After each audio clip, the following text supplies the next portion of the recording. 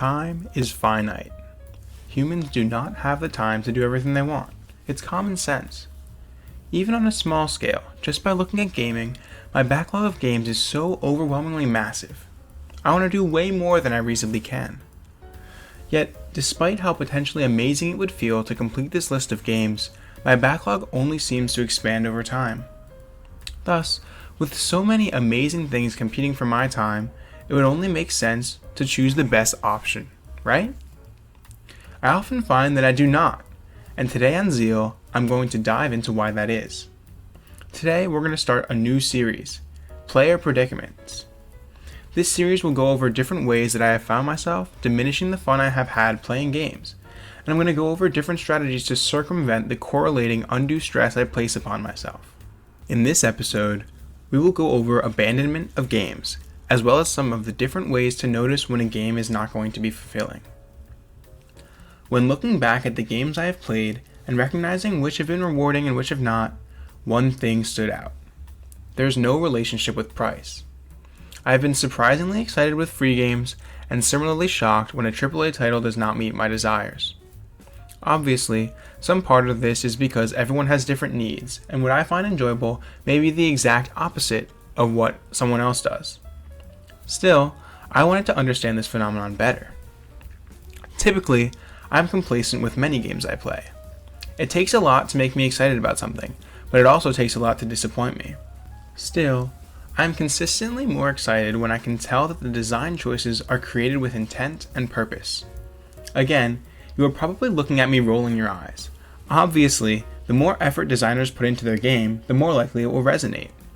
While this is simple, I think that it is more complex than it initially seems. Whether it is a major boss fight, a tutorial, or even an intermediate cutscene, each moment is a second I could spend elsewhere, so I want every single moment to be unique, fun, or rewarding. Immediately, this made me think of games that do not focus on story, yet still feature them. For example, Shadow Gangs begins each boss fight with a wall of text. Despite how enjoyable it is to fight a boss in that game, the text really didn't add anything to my experience. I read it, sure, and maybe I know a bit more about the boss that was standing right in front of me, but I never felt the need to know any of the backstories. While Shadow Gangs include text occasionally, games like Paradise Lost and the Sorrowvirus make their whole gameplay loop about reading different documents. This type of game is often very successful, and I enjoy games such as Signs of the Sojourner for partaking in different conversations and trying to resonate with other characters of the game. I spent a lot of the time reading in each of these games, yet I had a wildly different experience. I quickly got burned out of reading in both Paradise Lost and the Sorrowvirus, while I enjoyed it in Signs of the Sojourner. I found that for Paradise Lost and the Sorrowvirus to maintain their strict themes, the dialogues would often repeat themselves. Plus, since each passage focused on enhancing one particular theme or plotline, I got tired of reading them before the story fully developed.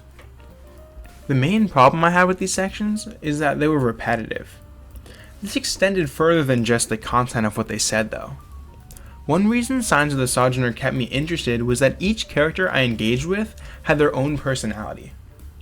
This meant that each interaction was different. Despite all characters coming from the same development team, and each person clearly being included for a specific objective, I never felt like each passage was or would be the same. I looked forward to seeing how the characters clashed with each other. Each phrased things differently, showing that the developers put time into writing both the overall storyline and each character. However, the most important and powerful design decisions in Signs of the Sojourner was that I could not productively talk to anyone. Unlike many games, there were people that I would not get along with. People that gave me a hard time about doing the things I wanted to do. It was fantastic, and further supported by the gameplay loop. After each conversation, I learned different strategies that could help me foster conversation with similarly minded people to the person who I just talked to. This meant that each conversation I had with someone would influence me and my character in the game, and the way that I viewed the world individually. Each segment was seemingly organic, and thought out. I liked it a lot. While this stagnation is easy to see in story titles, it is just as frustrating, in fact I would say more frustrating, when it infiltrates the gameplay. I often see people getting discouraged about picking up a game when it does not meet a quota of hours per dollar. I also thought this way, and thought my money would be better spent on a journey that was longer, as I needed to justify purchasing the game in the first place. Recently, I found myself thinking the opposite. I don't mind paying for a shorter, more high-quality experience when each moment is well thought out and intentional. I think Gun Devil does an amazing job at continually implementing new ideas. In the brief 9-level campaign, I have learned new movement mechanics, faced new enemies, and continually had to refine and enhance my skills. It worked great, but it helped that the game was free. Apple Slash has a similarly short runtime, but does far fewer things with it. While I killed enemies, none of them forced me to play differently, and though I unlocked new abilities as I continued playing, since the enemies were simple and easy to take out, I never needed to push myself to master the mechanics.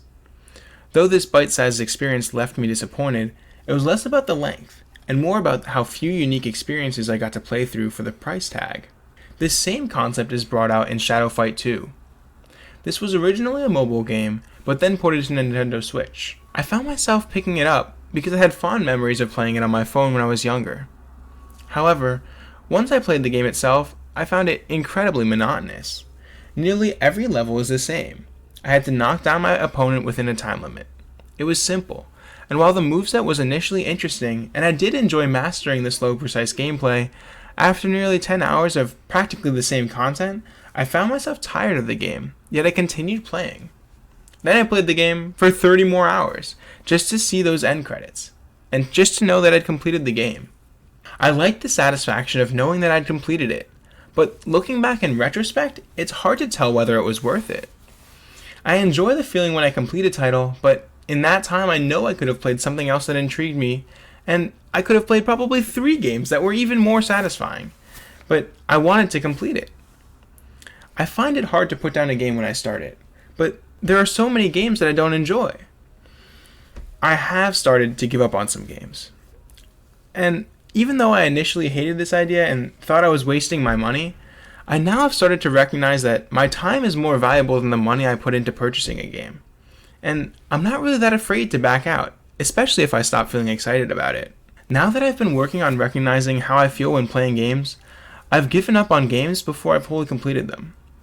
One such game was Redout 2.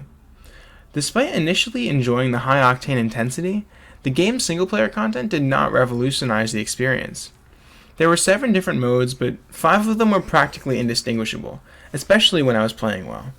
Regardless of what I was doing, I was just an aerodynamic car trying to move fast. This isn't necessarily a bad thing, but trying to play it for tens of hours is tedious, especially when there is little differentiating each moment. I ended up dropping Redout 2 before reaching the end credits because it was not only stagnant, but not that fun. When I look back at the title, I rarely feel regret, or wish I had finished it entirely, so I think I made the right choice. Realistically, that means that once a game stagnates, I should drop it, and play something else instead. Playing different games for a couple of minutes certainly provides more variety than playing one game.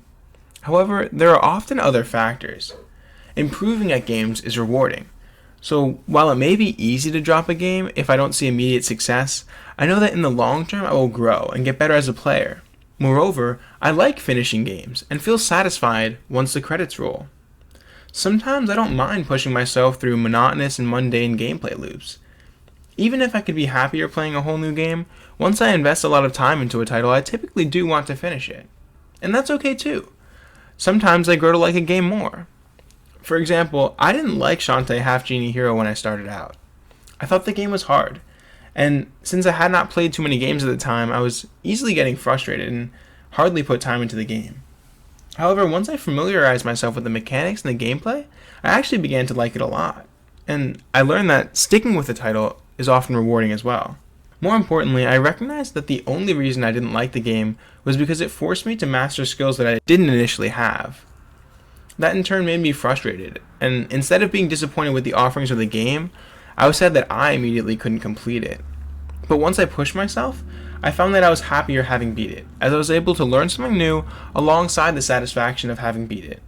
It really did have me learning all throughout. Now this is the key difference between Redout 2 or Shadow Fight 2 and Shantae Half Genie Hero. In Shantae, I was able to feel proud of myself for completing a new section because the segments were distinct and unique.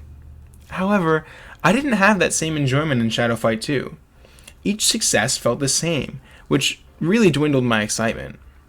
In sum, variety is more important than length and the number of available challenges. Just kind of to close this part up, I really do think it's more important to have variety than length.